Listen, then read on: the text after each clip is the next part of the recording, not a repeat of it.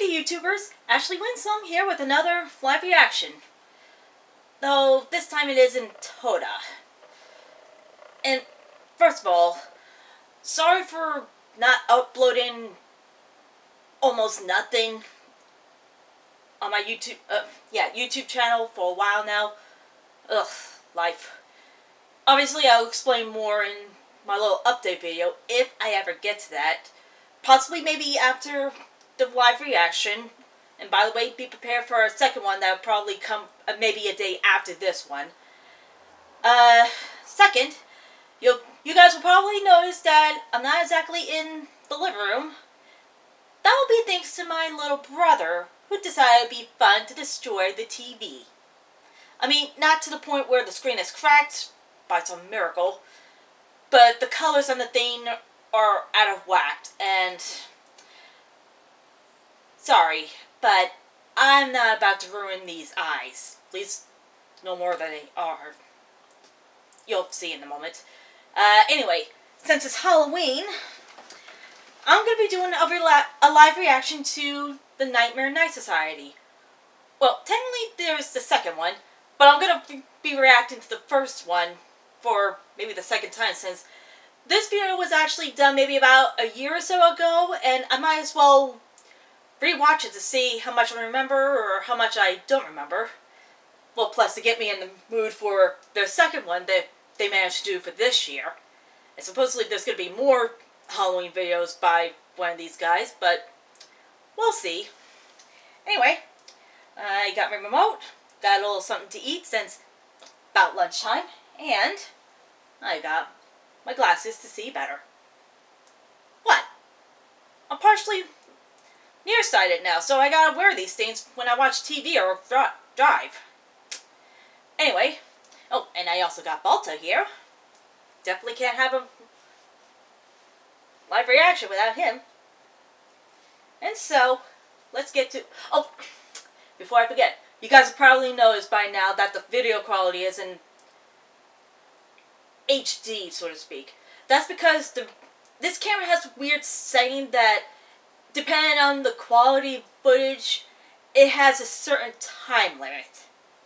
So anything HD has that 30-minute time limit, while the one you guys are seeing me using right now has a 120 time limit. So that you guys know that I haven't gotten downgraded to another camera or something. Anyway, before anything else, let's get to the Nightmare Night Society. 3, 2, 1.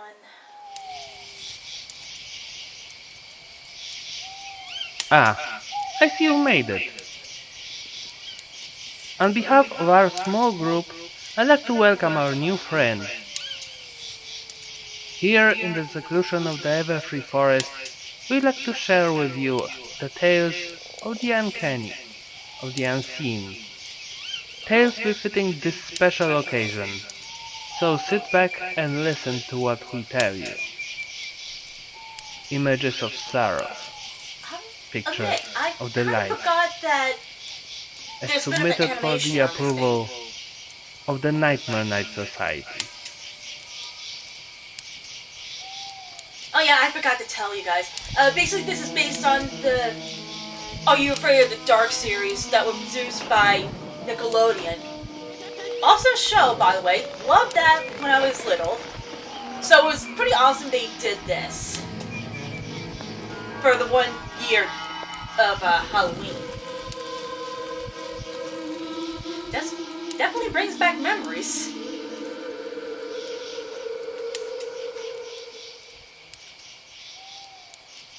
Ooh, the portraits.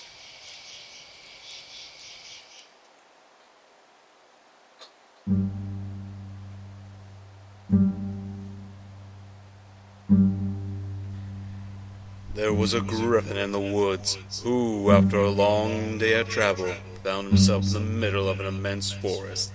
It was getting dark, and the trees were too thick for him to fly out. Having lost his bearings, he decided to head in one direction, until he was clear of the increasingly oppressive foliage. After what seemed like hours, he came across a cabin in a small clearing.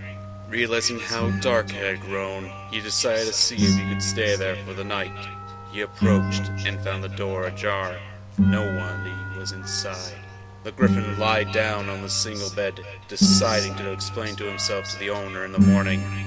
As he looked around the inside of the cabin, he was surprised to see the walls adorned by several portraits, all painted in incredible detail. Without exception, they appeared to be staring down at him, their features twisted into looks of hatred and malice. Staring back, he grew increasingly uncomfortable, making a concerted effort to ignore the many hateful faces. He turned to face the wall, and exhausted, he fell into a restless sleep. The next morning, the griffin awoke. He turned, blinking in unexpected sunlight. Looking up, he discovered that the cabin had no portraits, only windows. You gotta admit, that's pretty spooky.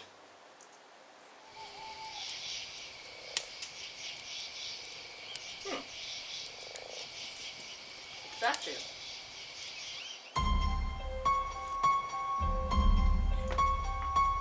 Oh, keyframe this time. A mother and father decided they wanted to head out for a night on the town. They called their most trusted foal sitter. When the babysitter arrived, the two children were already fast asleep in bed. So, the foal sitter just got to sit around and make sure everything was okay with the children. Later that night, the parents called the foal sitter to ask if everything is fine. After answering the parents that their kids are safe and sound, the foal sitter had one final request. She asked if she could cover up the angel statue outside, facing the bedroom window, with a blanket or cloth, because it made her feel uncomfortable. The phone line went silent for a moment, and then a cold shiver ran down the foal sitter's spine. We don't own an angel statue.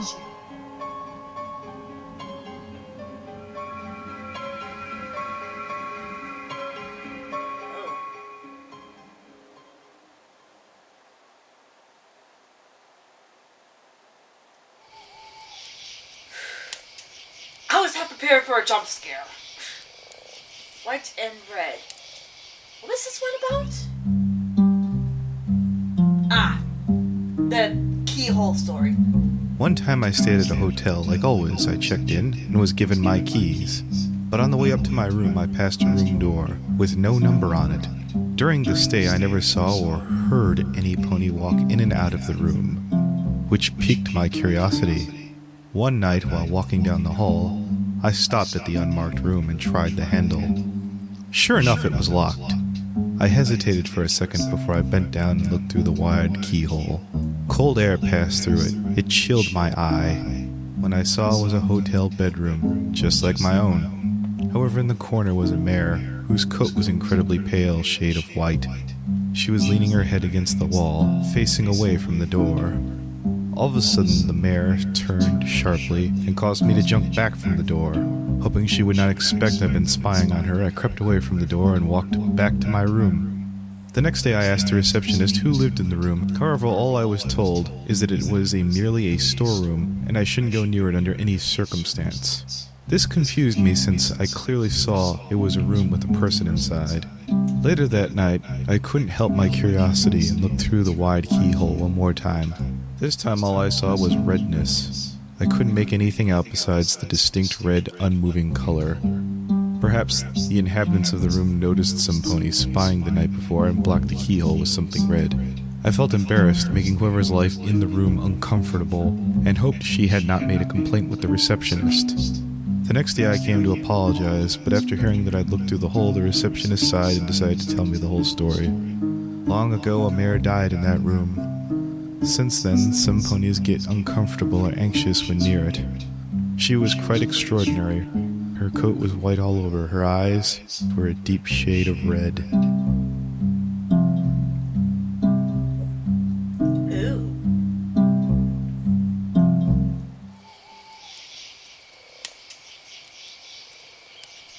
The bed. I think I remember this one. This is Toon's story. Like every night, I went to my son's bedroom to tuck him in before sleep. That night, he asked me to look under his bed if there's anything under it. I smiled and looked down. What I saw was my son. With a terrified look on his face, he whispered, "Daddy, there's something on my bed."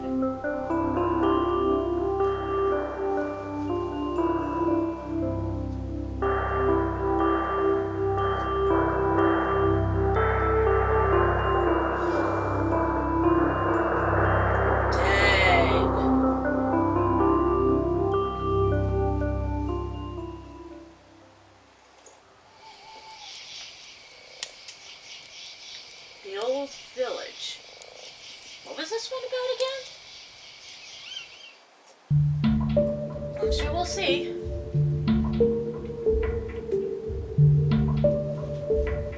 If you're even near Trottingham, you may hear an old mare's tale about a place unlike any other in Equestria. They say deep in the countryside, there is a small village that time has forgotten. No pony has lived there in over 200 years.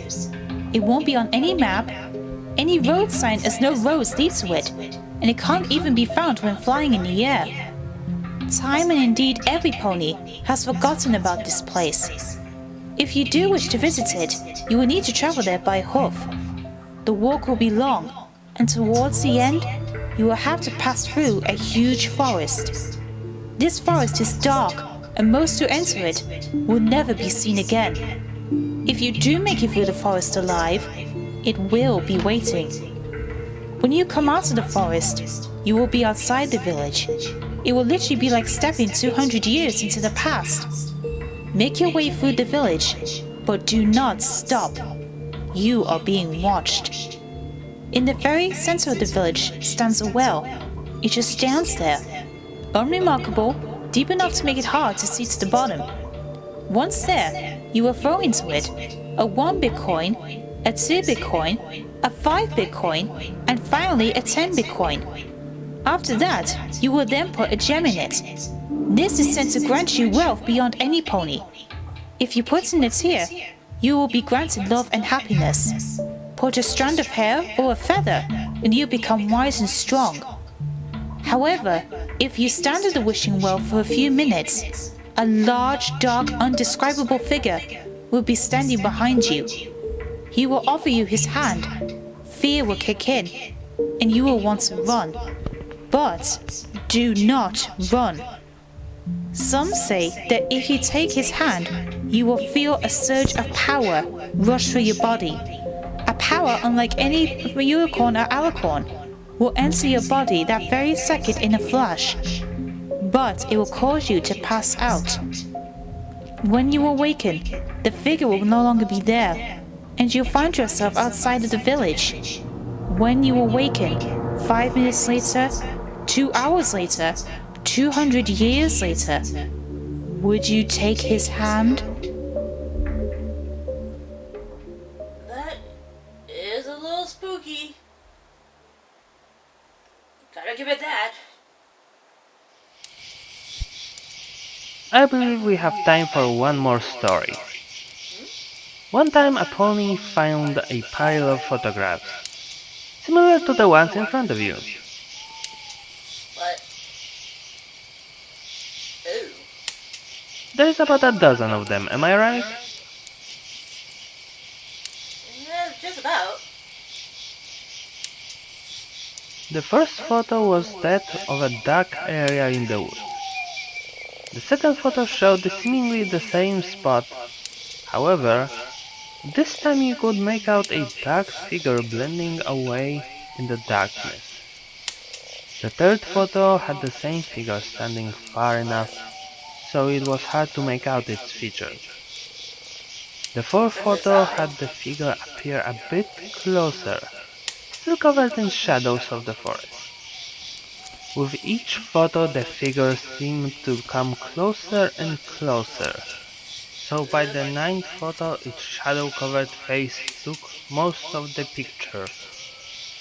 The pony had the impression that the figure was looking right at them. By the 11th photo, all they could make up was the figure's stare. Shivers ran down the pony's spine, fearing to turn the last photo.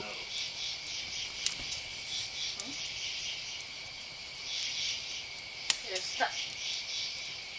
Where'd they go?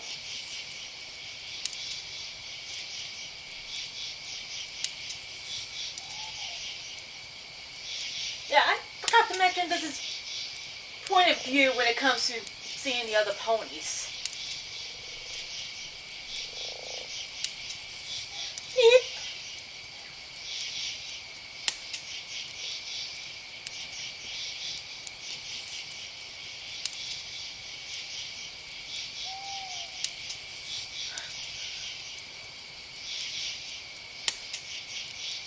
It's behind us, isn't it?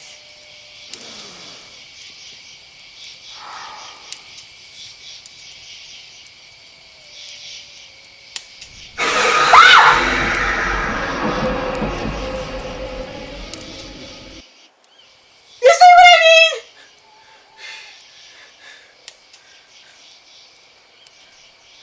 I hate these jump scares. Ugh. Ugh.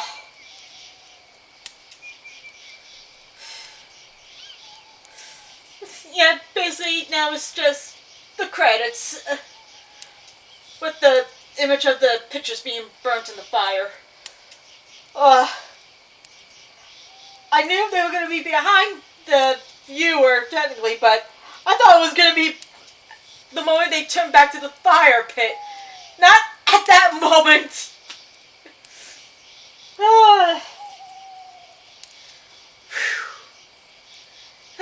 Yeah, that's definitely a way to get into the Halloween spirit.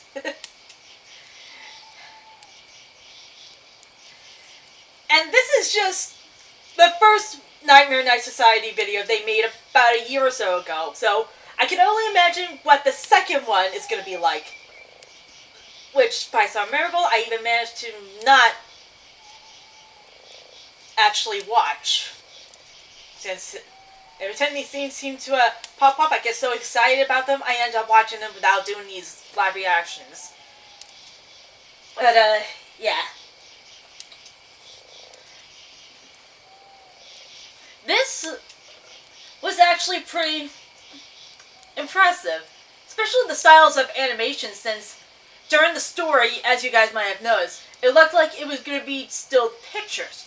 But as the story goes, you end up seeing that some points there's changes to them.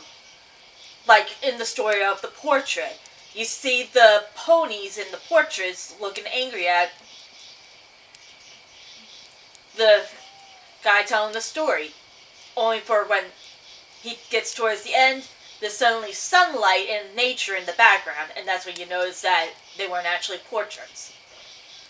Which in itself does give the fear of what they really were, since for all intents and purposes, it looked like portraits, but for all we know, they were actually either people who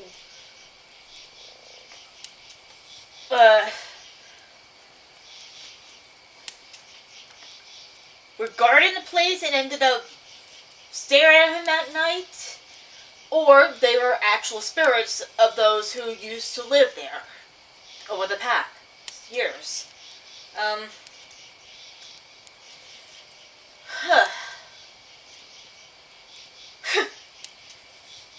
gonna have fun with the next one, aren't I? Well, since it's pretty much over for this one, officially now, I think. There wasn't more, was there? No, there wasn't. Okay. So, before anything else, granted you probably couldn't see it, but had to at least clean up my little lunch mess and throw a little blanket on myself. Oh, shut up! Anyway, let's get to the second Nightmare Night Society video. And this one is quite a bit longer than the last one, since this one's nearly 30 minutes. Alright, here we go. Loading. Come on. Come on. There we go. Oh, we are opening our eyes. What happened to us? Are we washed ashore? Apparently we are. So, how did we get there? I mean, is this something different, or is this actually a continuation from the second, or the first one? Nice moon effect.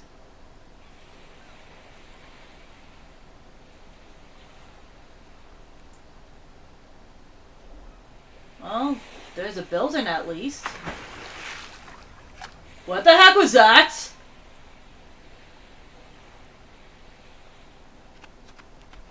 Yeah, I'd run too.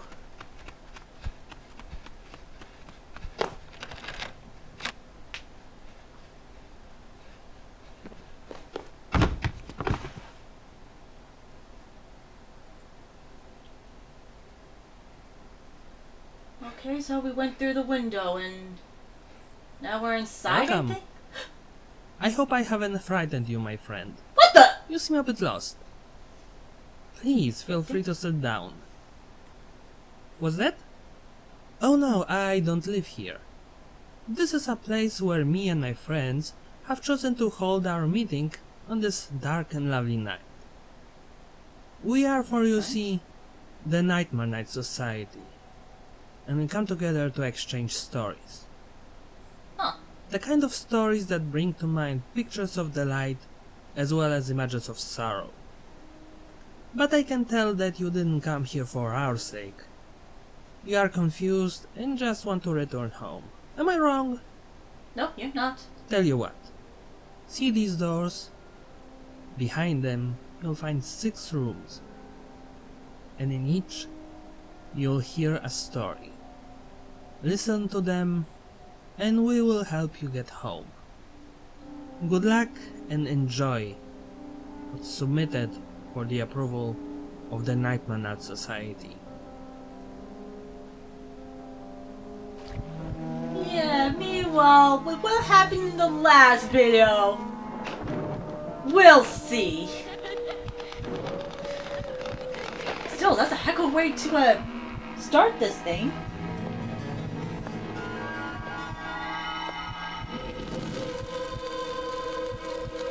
Home by the Sea. Yeah, by the way, that's what this video is actually called. Not just Midnight Society 2.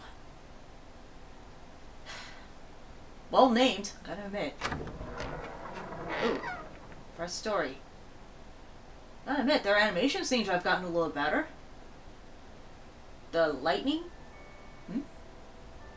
We had just moved into a little house by the shore. Storybook site. Quiet, friendly, and peaceful. It was a hot summer, and that meant, sooner or later, there will be storms. At first, I was worried. My daughter seemed to love it, even though she was only 3. It was the first big storm she'd ever seen. Flashes of lightning flooded the bare rooms of our house, imparting unpacked boxes with long, creeping shadows, to which she jumped and squealed as the thunder boomed. It was well past her bedtime before she finally settled down enough to go to sleep. The next morning I found her awake in bed and smiling. "I watched the lightning at my window," she proudly announced. A few mornings later she told me the same thing. What? "You're silly," I said. "It didn't storm last night. You were only dreaming." "Oh." She seemed somewhat disheartened. I ruffled her hair and told her not to worry. There should be another storm soon. Then it became a pattern. She would tell me how she watched lightning outside her window at least twice a week, despite there being no storms. Reoccurring dreams of that first memorable thunderstorm, I figured. Or maybe a reflection in the water. In retrospect, it is the scariest thing I've ever heard. My daughter came up to me in the morning. Guess what? She asked. What? No more lightning at my window. Huh? Oh, that's nice. It finally died down, huh? No, now it's in my closet.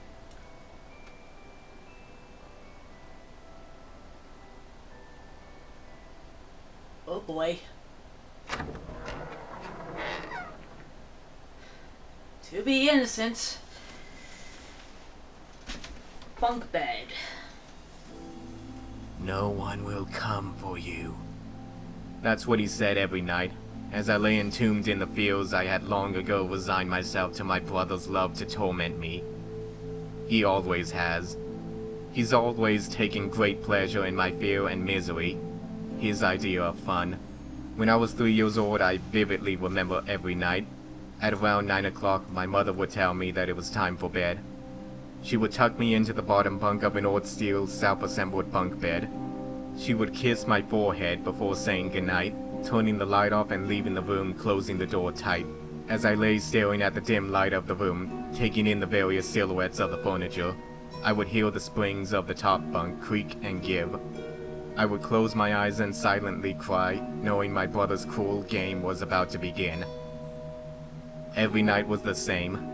My brother would growl at me in his malevolent croak all about the pain and misery awaiting me. No one will come for you, he would begin. No one will save you when I finally get down.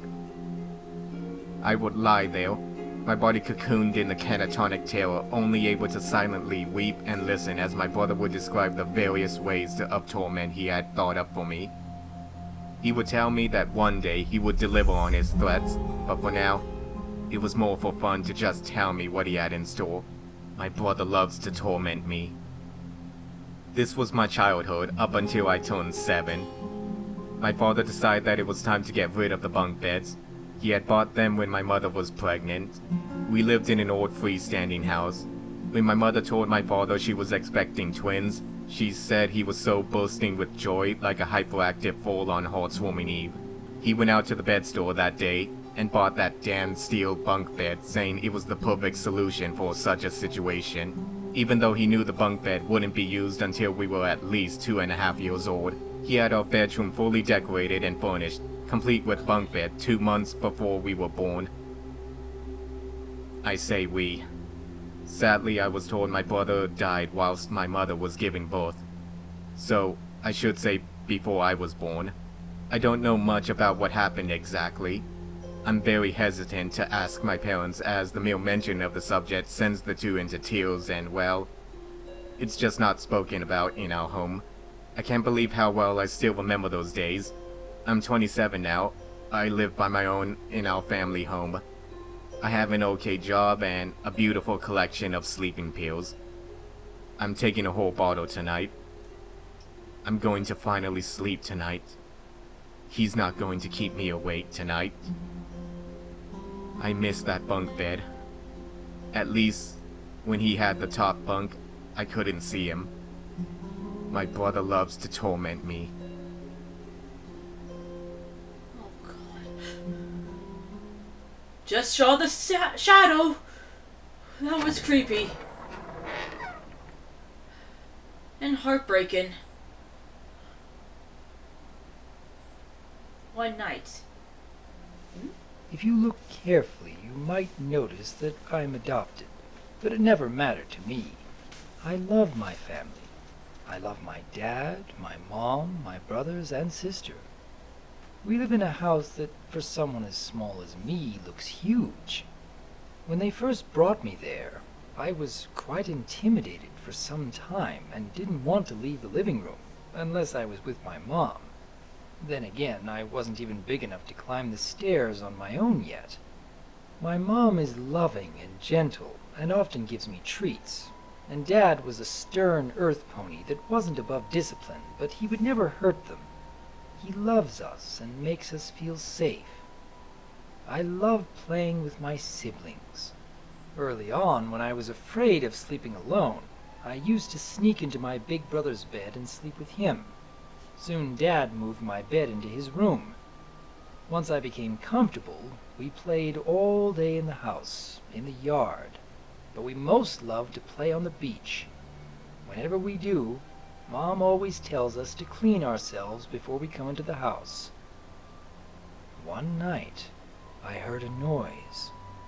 My brother was gone, and I looked all over the floor, calling for my parents, but found no one or hear a response. Then I saw it. The big creature holding my brother. I rushed at him. I wanted him to let go of my brother. The creature just pushed me away with a crooked grin and closed the door.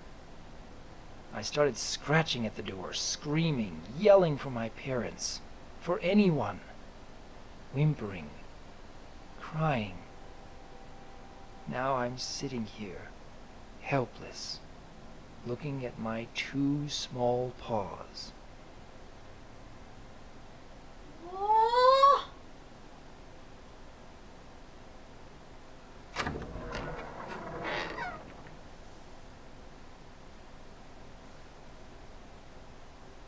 The stairs. Oh boy.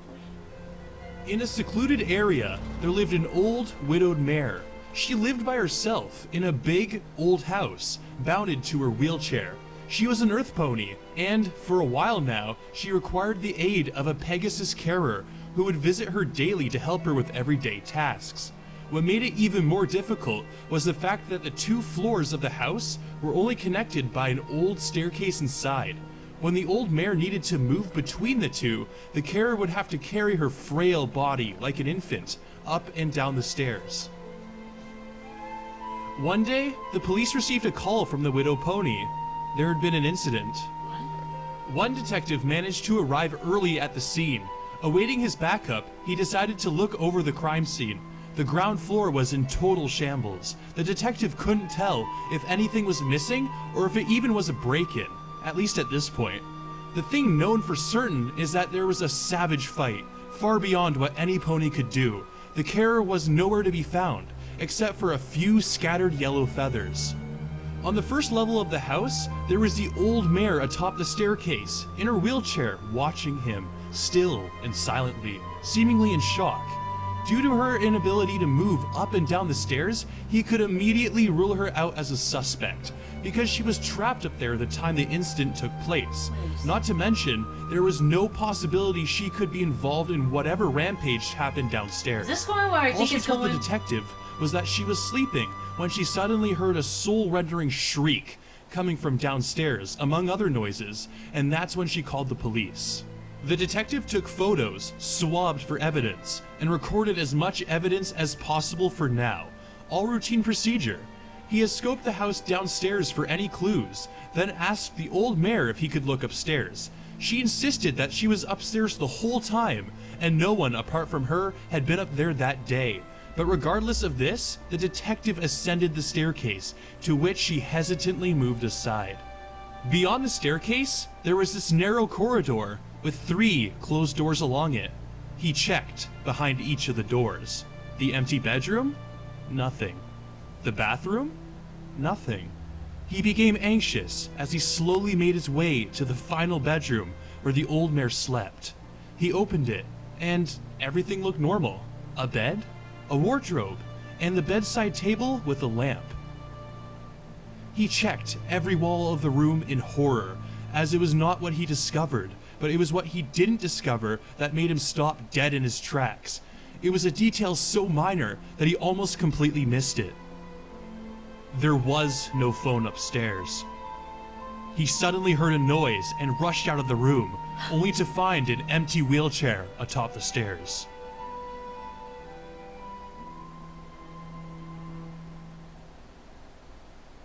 Not exactly, but pretty darn close.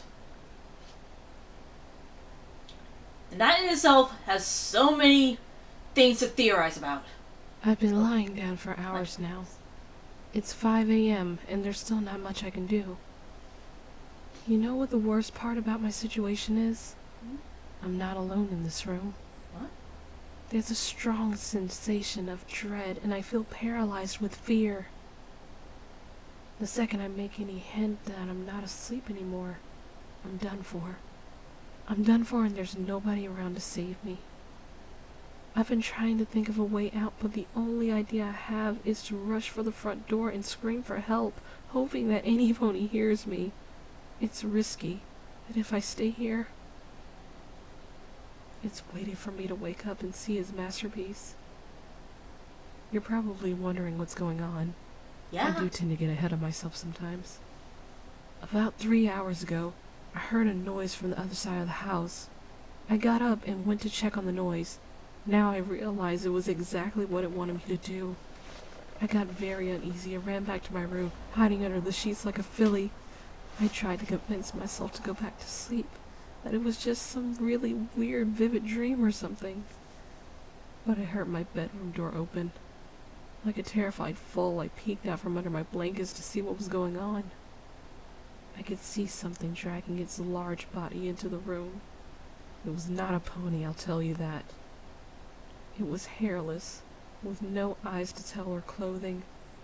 It walked with its back slouched, but this thing was much smarter than any animal. It was aware of what it was doing. It stood in the room with me, no more than 2 feet from my bed.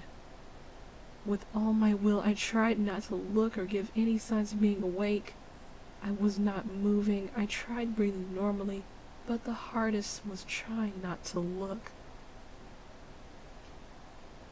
It then started rubbing its hands on the walls, scratching them with its blunt but strong claws. It dug into the walls as if it were writing in sand. I could hear the clippings of the wood and paint falling onto the ground. I couldn't see in detail, but just the basic shapes brought me the feelings of despair, sorrow, and helplessness. This thing had made what it probably called a masterpiece. To finish it off, it scribbled a message into the wall that I could not read in this darkness. It then positioned itself under my bed waiting to strike. The scariest thing now is my eyes have adjusted to the darkness since then, and I can read the message on the wall. I didn't want to look at it, because it's terrifying to think about it, but I feel I need to see before it gets me. I peek at the creature's masterpiece.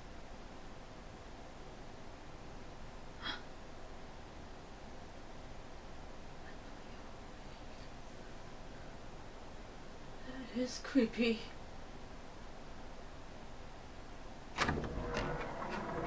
Story number 6. Key 98 is typing? You asleep? No, I guess you're not either. Can't. It's the wind. Sounds like cats fighting. What's your excuse? Studying. WTF, the wind is so loud. It doesn't seem normal, lol. No wind over here, just rain. Uh-oh. Lucky you. I need my beauty sleep. Damn right you do. What? You mean I look... Shit. Think I heard footsteps on the gravel outside. Get your dad to check it out. I'm home alone. The fam is on holiday, remember? I told you this. Really? They really sound like footsteps, but there's something odd about them. I should look out the window, but my bed is so warm. You sure you want to look out the window when you're not alone? What if there really is some pony there in your garden looking at you? Not funny, Goldie. Wow, chill. I'm sure it's nothing. Gonna check. BRB. If there's something strange in your neighborhood, who you gonna call?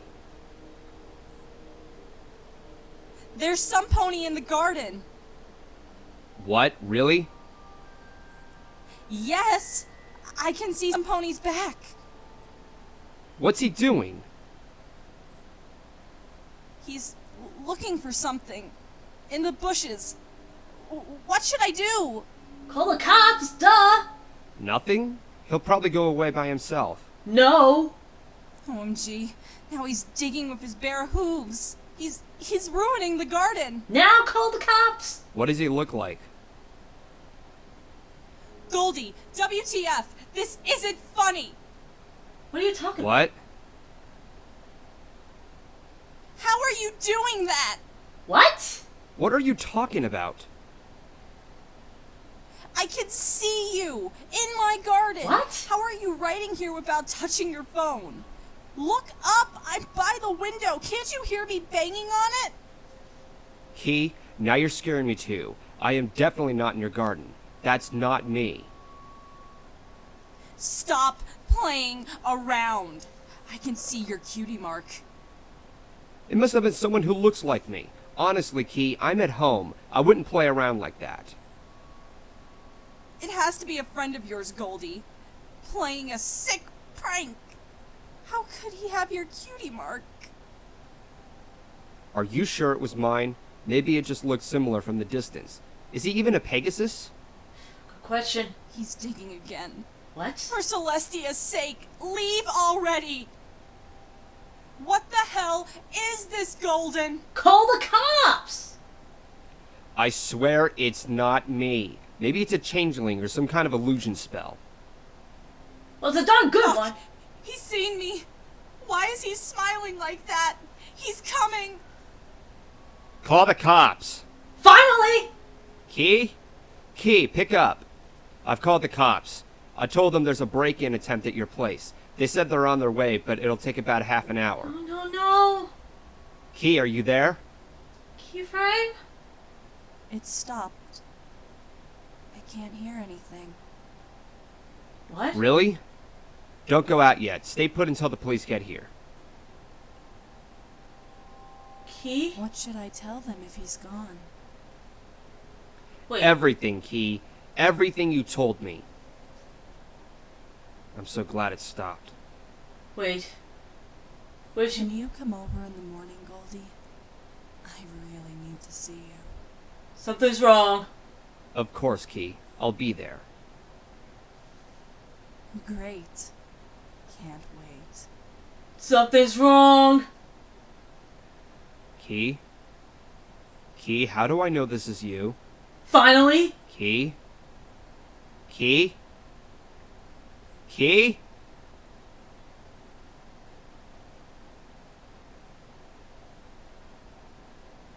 Beep.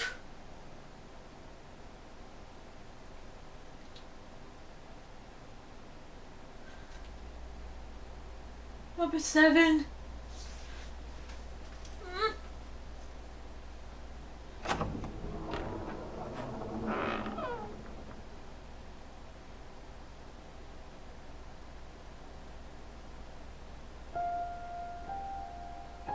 What? We're back outside? A man once spoke about shadows on the wall. How some may perceive moving shadows as real creatures that can move, breathe, and have their own will. But let us stop for a second and ask for ourselves, what if it's true that these amorphous patches of darkened space on the wall possess life? Would that life be of their own, or merely a reflection of whatever casts it? Would they be simply retaining lives of others in hopes of gaining their own individuality, trying to make up their own lives, or would it be something different entirely? Then again, what if the opposite is true? The shadows are merely shapes on the wall. What if it's the wall that craves for a life?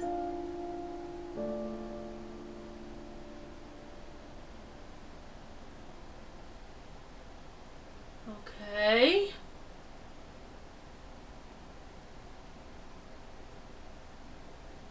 Why am I suddenly getting chills from this one?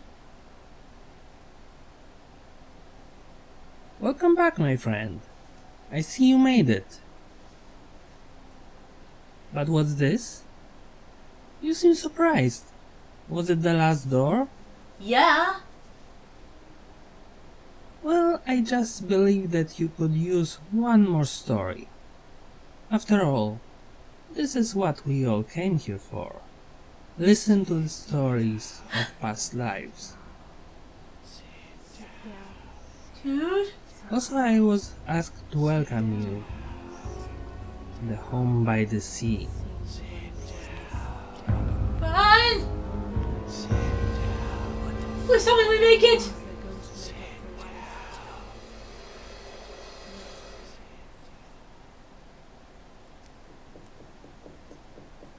Huh? What? Dude?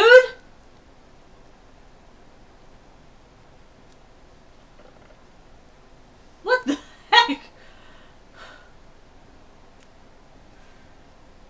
I did not expect that ending, unless there's some sort of hidden one.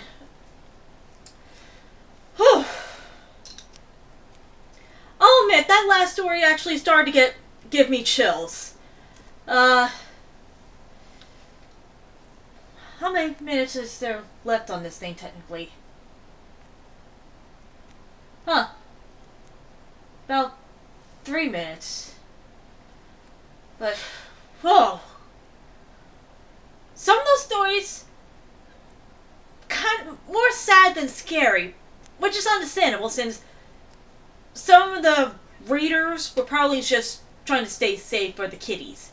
Others, especially that keyframe story, that is beyond scary. Especially since you're literally left with just the chat box to tell you what the heck's going on. And once again, you are literally left with wondering what the heck happened on her end. Like, was everything alright? Was she pulling a prank? Or did something really get her and took her place? 'Cause let's face it, the moment she came back, even I knew immediately that something was wrong. The noises stopped. That was not right.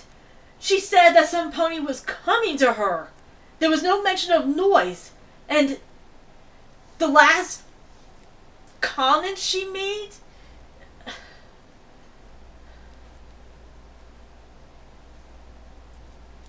Let me tell you right now, if that was me in that place, I'd be telling him to come over right now. 'Cause that in itself was beyond frightening.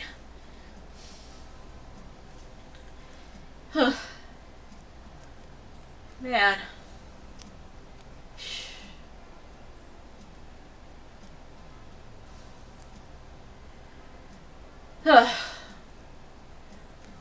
That's still doing the credits.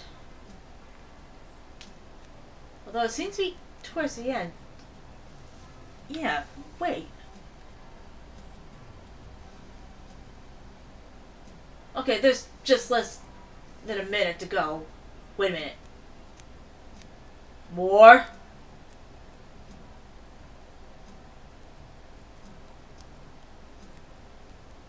More what?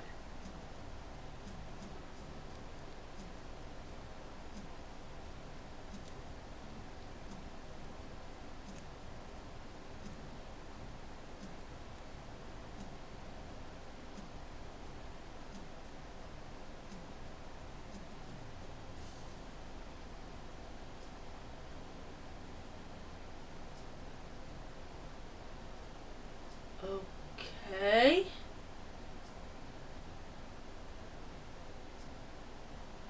There's... Okay. I honestly thought something was about to happen. Oy. Yeah. That was basically my reaction to the Nightmare Night Society 1 and 2. Don't know if there's going to be a third one, but that does make me wonder if there's even going to be one. And that would be the phone. So, might as well stop this and answer that. Till next time, this is Wingsong signing off.